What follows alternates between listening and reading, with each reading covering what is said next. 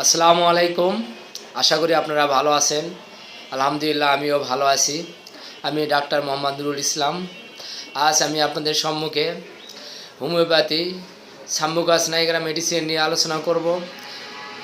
এই রেমেডিটা তাজা পাতা হইতে রস হইতে প্রস্তুত করা হয়। এটা হাঁপানি ও শিশুদের শ্বাসকষ্টের জন্য খুব গুরুত্বপূর্ণ একটা মেডিসিন। শিশুদের যখন হাঁপানি শ্বাসকষ্ট হয় এবং নাক বন্ধ হয়ে আসে, শ্বাস প্রশ্বাসের জন্য এদিক ওদিক লুটপাট করে, শিশু ঘুমাতে পারে না, এমনকি মনে হয় শিশুটি মারা যাবে, এমন লক্ষণ থাকলে আমরা সাম্বুকাস মেডিসিনটা অবশ্যই ব্যবহার করব। এবং সাম্বুকাস নাইগ্রা মেডিসিন 30 পাওয়ারটা ইউজ করলে বাচ্চাটি খুব তাড়াতাড়ি আরোগ্য লাভ করে।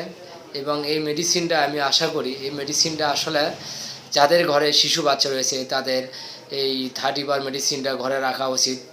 যাদের বাচ্চাদের এই সমস্যাটা দেখা যায়, লক্ষণ